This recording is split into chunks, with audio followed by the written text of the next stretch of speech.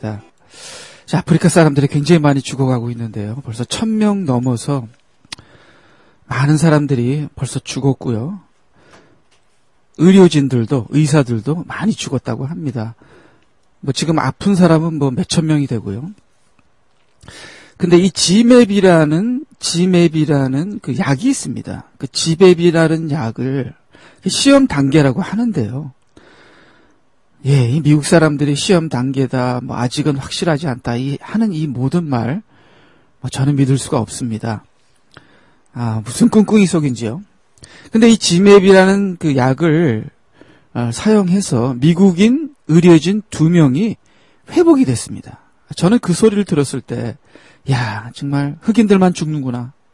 흑인들은 정말 수천 명이 죽어나가도 그 약을 투여하지 않는데 백인이 아프니까 그 약을 투여하자마자 몇 시간 만에 낫대요.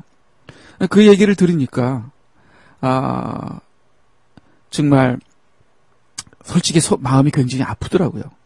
지금 한국의 한국의 뉴스, 한국에 있는 어떤 가게는 아프리카 사람 아예 받지 않는데요, 한국에서. 그래서 한국에 2년 있었던 흑인이 이거는 인종차별이다. 나는 아프리카에 있지도 않았고 한국에서만 2년 있었는데 어떻게 흑인이라고 무조건 다 가게 들어오는 것을 들어오지 못하게 하느냐. 이런 식으로 참 인종차별.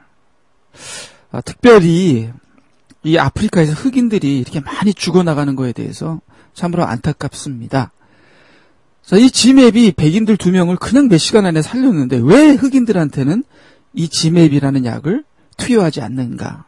어저께 신문 떠오른 걸 보니까요. 이 지맵을 죄송합니다. 이 지맵을 투여한 스페인 선교사 한 명도 죽었다고 합니다. 그래서 지맵을 스페인 선교사와 라이베리아 의료진, 흑인 1명, 백인 1명에게 지맵을 투여했는데 2사람 다 죽었다고 합니다. 그렇기 때문에 이 지맵이 효과가 있는지 없는지에 대해서 굉장히 큰 논란이 일어나고 있다고 합니다. 저는 이게 다 쇼가 아닌가 그렇게 생각합니다. 지금 2명 죽고 2명 살았거든요. 그러면은 지금 아프리카 사람들은 아예 찬스 없잖아요. 그냥 다 죽어가고 있잖아요. 이 지맵이 지금 실험 단계라도 아프리카 사람들에게 투여돼서 한 사람이라도 살렸으면 합니다만 이렇게 아직 확실하지 않는 상황이라고 죽어가는 아프리카 사람들에게 투여하지 않는 것에 대해서 참으로 안타까운 현실을 보면서 굉장히 안타깝습니다. 흑인들만 다 죽는구나. 그런 생각을 해봅니다. 예. 물론 흑인들만 다 죽는 것이 아니라 의사들도 지금 죽어가고 있다고 하죠. 예, 지금 에볼라 발병 4개국에서 일하는 의료 부분 종사자는 240명인데 그 중에 절반인 120명은 이미 죽었다고 합니다. 예, 이것이 AFP 통신에 따르면 세계보건기구는 25일 서아프리카 지역에서 에볼라 감염 환자를 치료하다 희생된 의료진이 120명이 넘는다고 발표했다. 반이 죽었습니다. 반이. 여기에 대한 기사를 조금만, 지금 얼마나 그 의료진들이 얼마나 어려운 상황에 있는지를 기사를 조금 읽어보겠습니다. 서아프리카 에볼라 발병 4개국에서 일하는 의사, 간호사, 자원봉사자는 벅찬 업무에 시달리고 있다.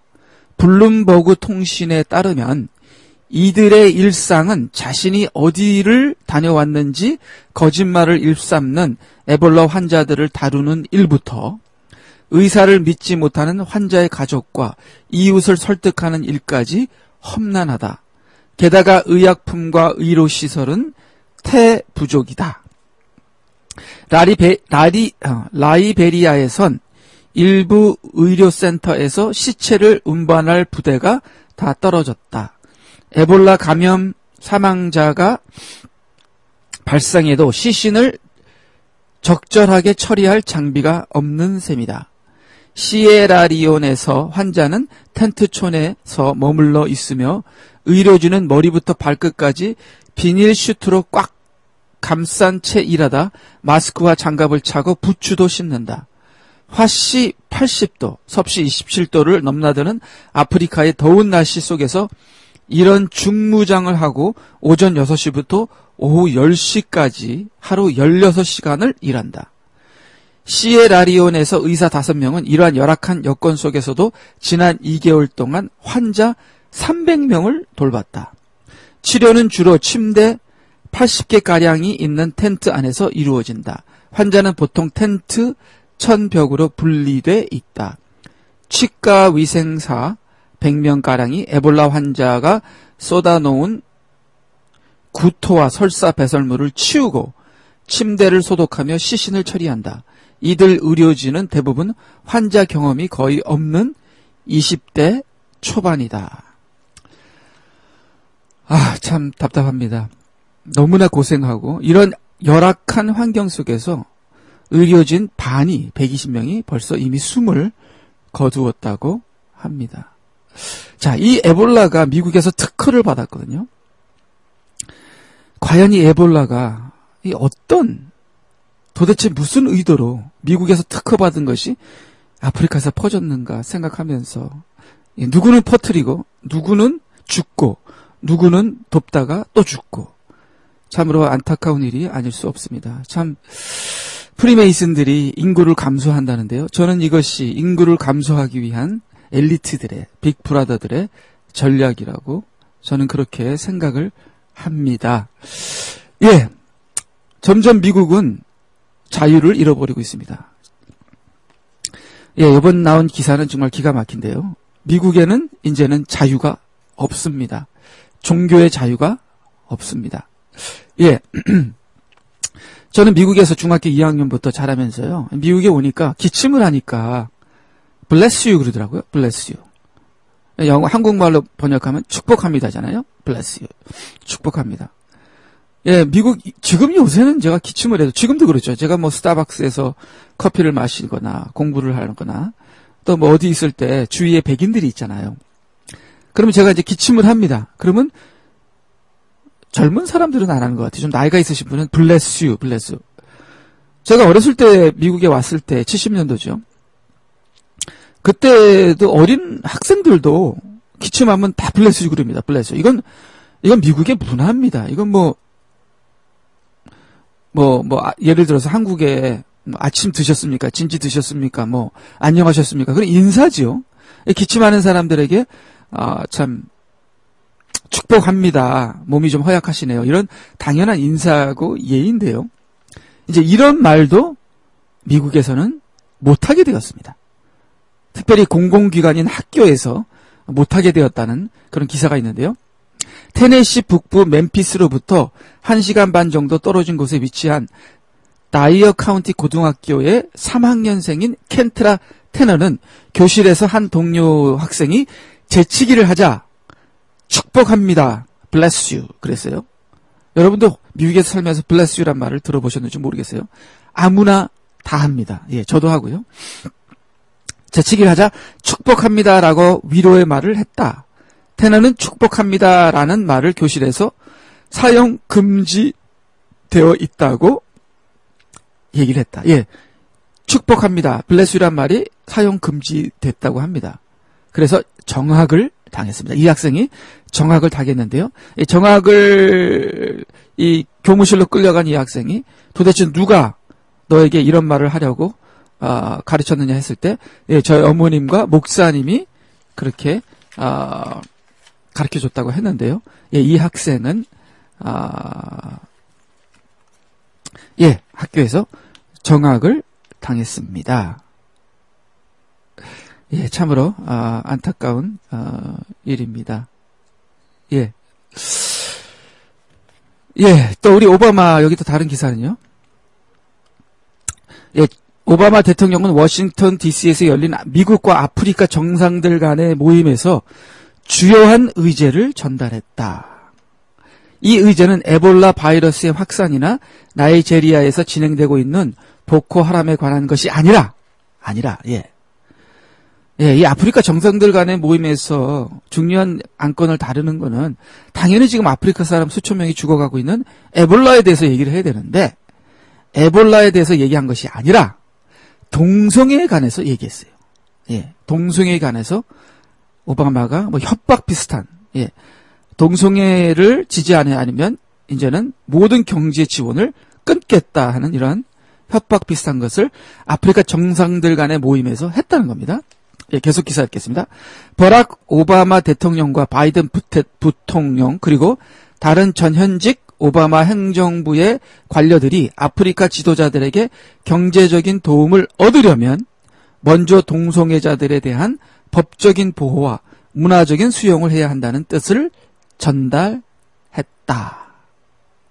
전쟁으로 상처받고 가난으로 고통 겪고 있는 아프리카의 지도자들이 경제개발과 성장을 위한 도움을 받을 수 있겠느냐는 반복되는 질문을 받은 오바마와 바이든은 아프리카가 서방세계로부터 더 많은 원조와 투자를 유치하려면 먼저 그들이 동성애자들에 대한 더욱 관대해질 필요가 있다는 사실을 강조하였다. 자, 이렇게 아프리카는 동성애가 철저하게 금지가 되어 있습니다.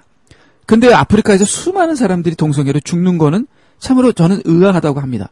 물론 그들이 성적으로 문란한 건 사실이지만요. 다 그렇지는 않고요. 아프리카에서 동성연애가 이렇게 금지되어 있는 상황에서 아프리카 사람들이 에이즈로 죽는다는 것은 좀 이상하다고 저는 생각합니다. 예, 이 아프리카의 많은 사람들이 에이즈로 죽는 것은 백신 때문에, 미국에서 주는 백신 때문에 그렇다고 저는 생각합니다. 이 동성애가 만연하고 오바마는 동성애를 전 세계에 퍼뜨리지 못해서 안달이 났고요. 학교에서 블레스유란 말을 하면은 이제는 정학당하는 이 시대. 이것이 점점 심해지면 과연 어디까지 갈까요? 참으로 지금 시대는 종교의 자유가 있는 시대가 아닙니다. 종교의 자유가 점점 없어지고 있습니다. 제가 이 말을 하는 거는요, 우리 무서워하거나 뭐 겁을 내거나 하는 것이 아니라 점점 마지막 때가 가까워 오고 있으며 성경대로 예언이 이루어지고 있고 이제는 우리가 핍박을 받을 때가 가까이 오고 있다고 생각합니다. 자, 이제는 제가 예를 들어서 교회에서 성경 공부를 하는데 로마서를 성경 공부하다가 동성연애자에 대한 말이 나왔을 때 그 구절을 설교를 하게 되면 잡혀가는 때가 올 것입니다. 예, 지금도 큰 교회에서는 저희 교회야 뭐 그런 설교를 해도 누가 관심도 없고요. 관심 없다는 것은 저를 잡을 사람은 없죠. 그렇지만 큰 교회에서 그런 설교를 했다면은 지금도 경계의 대상이 얼마든지 될 수 있고요. 이제는 앞으로 예수 그리스도만이 구원이다. 다른 종교에는 구원이 없다 하게 되면 그것도 잡혀갈 것이요. 마치 지금 중국의 삼자교회가 그 정치 세력과 타협을 해야 살아남는 것처럼 앞으로도 교회는 우리가 갖고 있는 진리를 타협해야만 교회를 유지할 수 있는, 중국에만 지하교회가 있는 것이 아니라 이제 미국도 지하교회로 들어가야 하는 상황이 올 수밖에 없다는 것이 지금 이렇게 이런 모든 기사나 단서로 그 징조가 보인다는 거죠. 지금 당장 그런 일이 일어나는 것 같이 보이지는 않지만 앞으로 그런 일이 보이게 되는 것을 알 수 있습니다. 예, 제가 얼마 전에 카톨릭에서 마리아를 숭배하는 8가지에 대해서 제가 몇 주 전에 얘기했죠. 예, 오늘은 제가 10계명, 카톨릭의 10계명, 카톨릭이 어떻게 10계명을 찢어고 붙이고 해서 카톨릭의 10계명 정말 골 때립니다. 골 때려요. 예, 우리가 갖고 있는 성경책의 10계명은 원본입니다. 원본. 제가 얘기했죠. 구약 성경은 원본이 하나밖에 없다고. 맞소라 원본 하나밖에 없습니다. 그렇기 때문에 구약 성경은 하나님께서 주신 그대로 바로 해석만 하면 됩니다. 근데 우리가 갖고 있는 개역 한글이나 개역 개정은 해석의 오류가 많습니다. 저는 킹제임스를 사용하는데요. 항상 영어 킹제임스와 항상 비교를 합니다. 예, 어떤 버전을 사용하시든지 저는 뭐 저는 킹제임스가 하나님께서 가장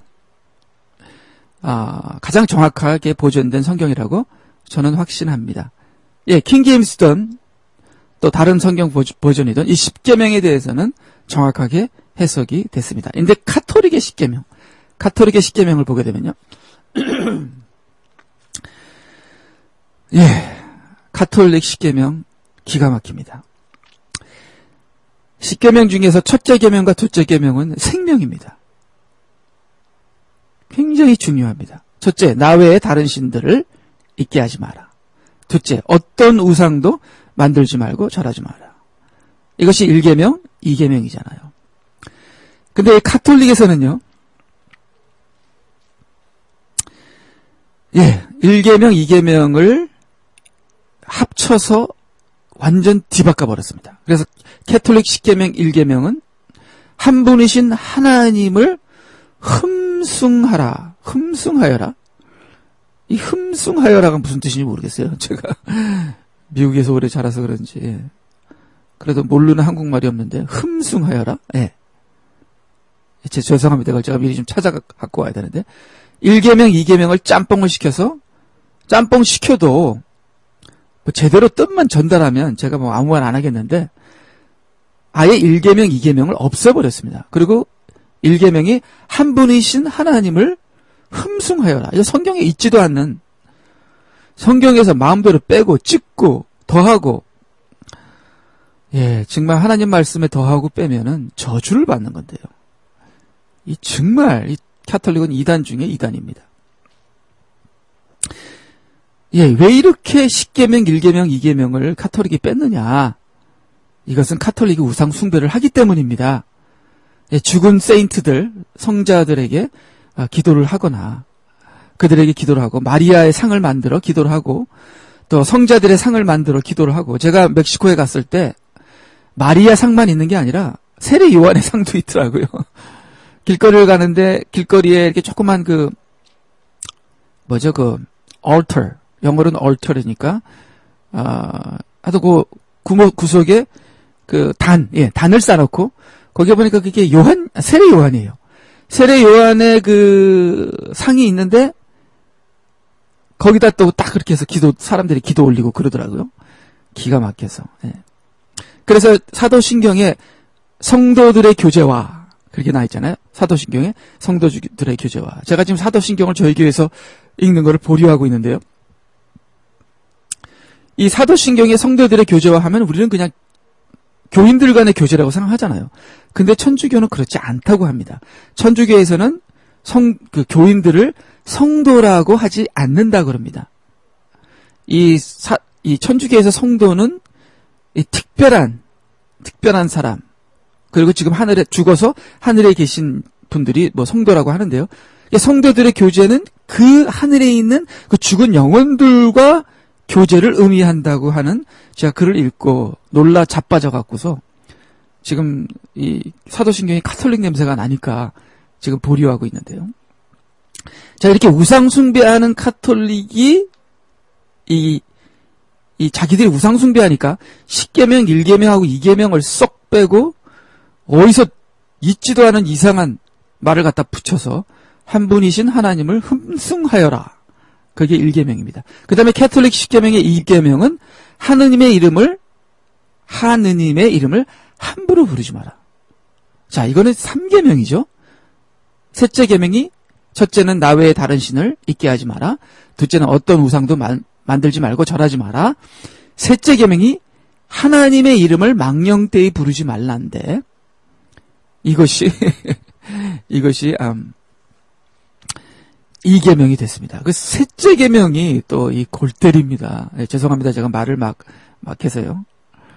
예, 제가 하나님 말씀 전할 때는 이런 막말을 안 하는데요.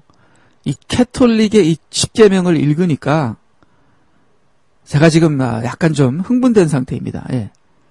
세 번째, 주일을 거룩히 지내라. 주일을 거룩히 지내라. 이 주일이 일요일이잖아요. 일요일. 한 주의 첫날. 아이고 주여. 안식일을 거룩히 지켜라지. 어떻게 주일을 거룩히 지켜라. 예, 아십니까? 썬데이. 썬데이는 태양신을 섬기는 날입니다. 원래 이 바벨론의 이방 종교에서 썬데이, 일요일은 태양신을 섬기는 날입니다. 십계명은 하나님께서 구약에서 이스라엘 백성에 주신 계명입니다. 토요일 마지막 날에는 하나님께서 쉬셨습니다. 그래서 안식일을 지키는 것이죠. 그 안식일은 히브리서 보게 되면 천국을 의미합니다. 그래서 이스라엘 백성들은 6일 동안 일하고 7일 날은 안식일을 지키므로 매 주일마다 천국 들어가는 훈련을 했습니다. 안식일은 하나님께서 거룩하게 만든 날입니다. 하나님께서 첫날부터 6일을 거룩하게 하신 것이 아니라요. 하나님께서는 6일 동안 천지를 창조하셨지만 7일째는 안식일을 창조하셨습니다. 이 안식일은 하나님께서 거룩하게 하시고, 즉 이 안식일은 하나님의 나라를 의미하는데요. 이것은 금요일 저녁부터 토요일 저녁까지 안식일을 의미하는데요. 이 구약의 안식일은 하나님 나라, 천국을 의미하며 6일 동안 저주를 받아서 일하던 사람들이 7일째 하나님을 믿음으로 천국 들어가는 기가 막힌 하나님의 섭리와 계획과 미래와 하나님 나라에 대한 하나님의 구원 사역을 의미하는 중요한 날인데, 이것을 주일을 거룩히 지내라 하는 식으로 바꿔버렸습니다. 예, 그 다음 넷째 계명, 부모에게 효도하여라. 예. 그 다음에, 다섯째 계명, 내 부모를 공경하라. 이게 뭐예요? 제가 이거 잘못 읽었나?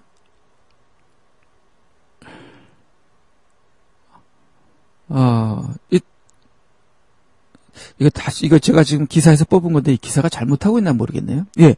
넷째 보면 이게 좀 잘못된 것 같습니다. 예. 넷째 계명도 부모에게 효도하라. 다섯째 계명도 내 부모를 공경하라. 이 기사가 잘못된 것 같습니다.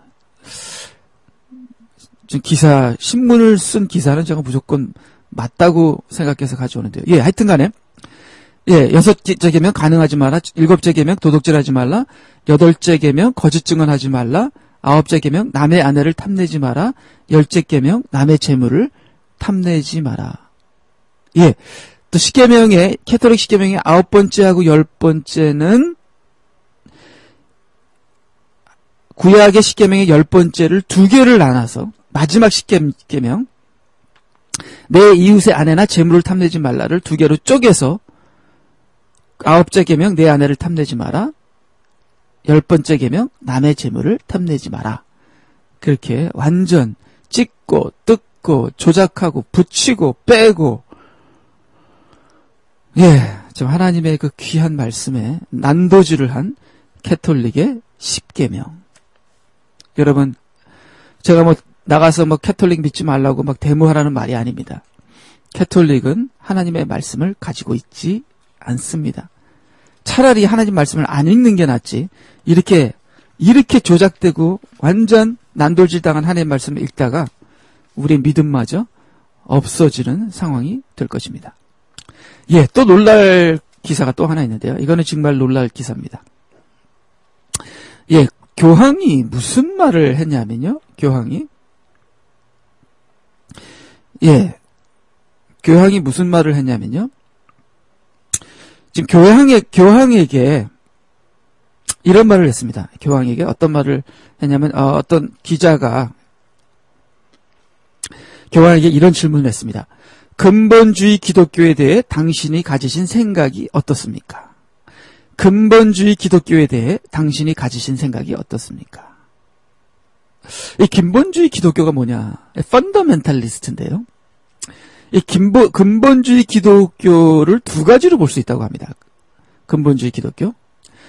만약 성경이 절대 틀리지 않는 하나님의 진리의 말씀으로 믿는다면 그는 근본주의자다. 2번째, 만약 예수께서 실제적으로 문자적으로 재림하실 것을 믿는다면 그는 근본주의자이다. 자, 그러니까 여러분이요, 성경 하나님 말씀, 성경 하나님 말씀은 1차에 오류도 없으며 100% 완벽한 진리이며 하나님 말씀이다. 그럼 여러분 근본주의자인 거죠. 그 다음에 예수 그리스도께서 몸으로 재림하시는 것을 문자적으로 실제적으로 믿는다면 여러분은 근본주의자입니다. 예, 저는 하나님 말씀은 오류가 없는 100% 진리라고 믿습니다. 물론 성경을 해석하는 사람들이 해석에 오류를 가질 수는 있는 걸, 해석상 오류는 있지만 원래 원문인 하나님 말씀은 100% 오류가 없는 거죠. 그리고 저는 예수님께서 몸으로 부활하실 것을 믿고 확신하고 기다립니다. 자, 이 두 가지를 믿게 되면 근본주의자인 거예요. 자, 그래서 어떤 사람이, 기자가 교황에게 근본주의자들에 대해서 어떻게 생각하십니까? 그렇게 물었을 때 교황은 이렇게 얘기합니다. 근본주의 그룹은 즉 성경을 100% 믿고 예수님의 재림을 믿는 자들은 실제로 살인을 하지 않고 실제로 누군가를 치지는 않지만 폭력이다. 근본주의자가 가진 정신적 구조는 하나님의 이름으로 행하는 폭력이다. 이 테러리스트라는 겁니다. 폭력주의자. 캐톨릭이 성경을 믿는, 주님의 재림을 믿는 크리스천들을 폭력주의자들이라고 믿고요. 미국에서도 이 오바마 정부나 미국에서도 이런 근본주의자들을 테러리스트로 이제는 지금 지정하고 있죠. 그렇기 때문에 만약에 미국에 에볼라가 퍼지고 또 뭐 폭동이 일어나고, 지금 에볼라가 퍼진 미조리 주에서는 지금 에볼라가 아니죠. 죄송합니다. 예. 지금 그 흑인 청년 18살 청년이 지금 총에 맞아 죽은 일 때문에 지금 폭동이 일어나고 난리인데요.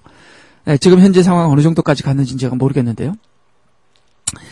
이런 상황에 이제 미국이 이런 상황에서 이것이 이제 지금은 하나의 맛보기죠. 맛보기. 앞으로 더 큰 일이 터져서 난리가 나고 폭동이 일어나게 되면 그때는 계엄령이 선포되는데, 계엄령이 선포될 때 크리스천들이 테러리스트로 잡히게 된다는 그러한 기사들이 있습니다. 예, 물론 이런 기사들은 주류 언론에서 나오는 기사들이 아니라 크리스천들이나 다른 언론들이 말하는 기사들이죠. 예, 제가 저번에 말씀을 드렸죠. 우리 바티칸에서 이 추기경들이 모여서 예수님은 재림하지 않는다 하고 발표했습니다. 예. 그 다음에 예수님께서 재림하시다고 한 거는 예수님이 취해서, 재림에 대한 약속은 예수님의 치중 실언이다. 제가 얘기했죠? 예. 한번 기사를 읽어볼까요? 예. 예수님께서 취해서 말한 것이지, 그건 진실이 아니라고 얘기하고, 예수님께서는 바티칸에서 예수님께서는 재림하지 않으신다, 이렇게 얘기를 했다고 합니다. 예. 예, 기사. 이번 주, 지난주에 일어났던 기사들을 제가 모아본 것을 여러분과 같이 얘기했네요. 제가 빠진 게 있나 보게 되면요. 예. 참으로 기가 막힌 일들이 지금 일어나고 있습니다. 예, 하나님 말씀, 좀 시간이 한 10분 있는데요. 잠깐만 하나님 말씀을 보겠습니다. 예, 하나님 말씀, 우리 로마서 1장 17절 보게 되면은 오직 의인은 믿음으로 말미암아 살리라. 그리고 우리가 또 로마서 1장 17절 보게 되면은 믿음에서 믿음에 이르게 하나니 오직 의인은 믿음으로 말미암아 살리라. 예, 많은 크리스천들이 믿음으로 구원을 받는다고 생각하고 믿음으로 산다는 생각은 안 합니다.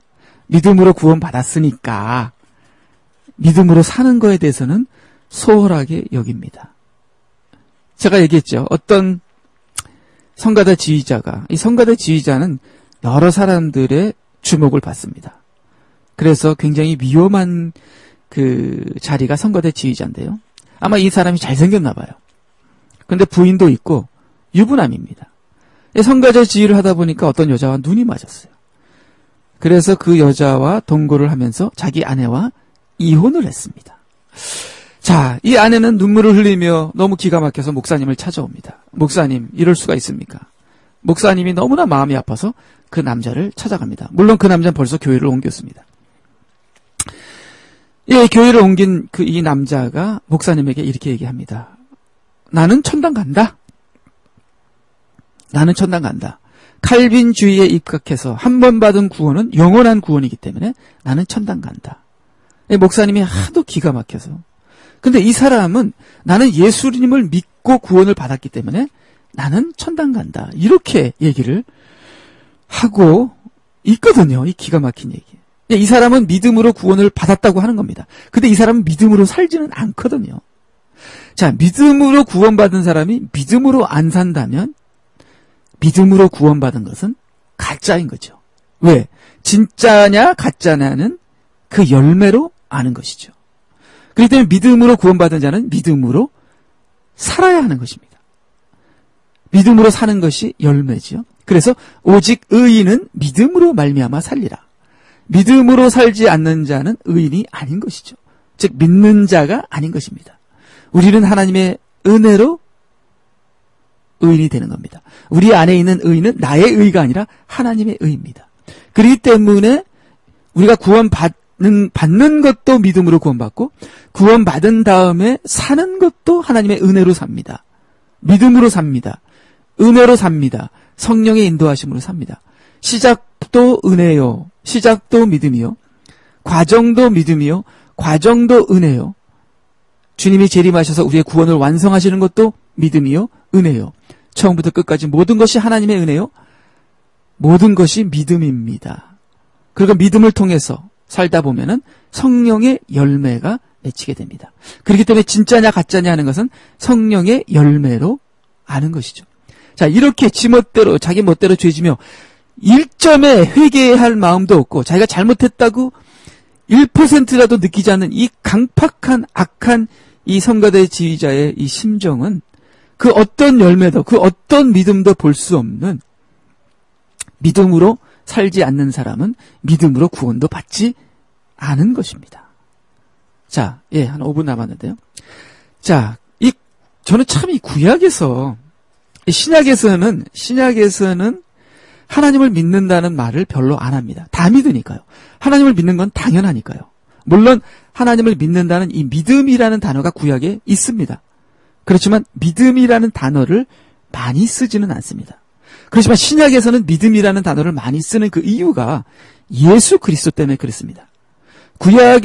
전 구약에서 예언한 메시아가 예수냐 아니냐, 예수님이냐 아니냐, 예수님을 구약에서 예언한 메시아를 믿을 것이냐 안 믿을 것이냐 하는 유대인에게 선포된 그 말씀, 예수 그리스도를 믿으라. 예수 그리스도가 메시아고 우리의 구원이다 하는 결정적인 심각한 반드시 예수님을 메시아로 믿어야 하는 그러한 모든 구약의 예언에 전 인류의 가장 핵심적인 그날 예수 그리스도를 믿느냐 안 믿느냐는 예수 그리스도가 30년 동안 이 지구상에 계셨을 때 예수 그리스도를 믿어야 하는 그 결정적인 순간에 신약은 믿음을 아주 강조하고 있습니다. 예수 그리스도를 믿을 것이냐 안 믿을 것이냐는 우리의 생명이요, 우리의 죽음과 삶을 좌우하는 것입니다. 구약에서는 예수님이 아직 안 오셨잖아요. 그리고 구약에서는 태어나는 사람마다 하나님을 믿습니다. 다 하나님을 믿기 때문에 하나님을 믿어라 이런 말을 안 합니다. 구약에서는 나는 하나님을 믿는다라는 말을 믿음이라는 단어로 표현하지 않고 다른 단어로 표현합니다. 자, 구약에서는요, 어떤 단어를 씀으로써 하나님을 믿는다는 것을 아냐면요, 하나님을 의지한다, 하나님을 두려워한다, 하나님을 감사한다, 하나님을 기뻐한다, 하나님을 기다린다. 그런 단어를 써요. 자, 이스라엘 백성이 광야에서 40년을 헤매면서 의지할 게 없었습니다. 뭘 의지합니까? 물이 납니까? 뭐 농사를 할 수 있습니까? 사막이에요. 아무것도 없습니다. 의지할 것은 하나님밖에 없었습니다. 하나님께서는 이스라엘 백성을 광야로 내몰아 40년 동안 아무것도 없는 광야에서 하나님만 의지하는 훈련을 한 것입니다. 이때까지 이집트에서 교만하게 살았던 이스라엘 백성을 겸손케 하시는, 그렇기 때문에 하나님을 의지한다는 것은 이러한 어려운 상황에서도 나는 하나님을 의지합니다. 이제 다윗은 어떻게 자기의 믿음을 표현했나? 여호와는 나의 목자시니 내게 부족함이 없으리로다. 저는 부족함이 없습니다. 이게 믿음이에요. 자, 영어로 보게 되면 I shall not want. 여호와는 나의 목자시니 내가 원하는 게 없습니다. 하나님 하나로만 만족합니다. 자, 이스라엘 백성들은 하나님을 믿는다는 소리는 안 했지만 하나님 때문에 나는 만족합니다. 더 이상 바랄 게 없습니다. 그런 소리는 했다는 거예요. 그 다음에 이스라엘 백성은 하나님은 시편 보게 되면요. 시편 106편 1절에 보면 여호와께 감사하라. 이는 그의 인자하심이 영원하심이로다. 진실로 선함과 그 인자함이 날마다 나와 함께 하시리니 시편 23편 내가 여호와의 집에 영원히 거하리로다. 자, 이스라엘 백성들은 나는 하나님을 믿는다. 그런 말을 한 것이 아니라 하나님께 감사하다. 왜? 그의 선하심과 인자하심이 영원하니까. 그 다음 하나님께 나는 여호와의 집에 영원히 거하리로다. 여호와 집에 영원히 거한다는 것은 하나님의 말씀과 기도로 동행하겠다는 거죠. 왜? 하나님께서는 그의 인자하심과 선하심이 영원하시니까.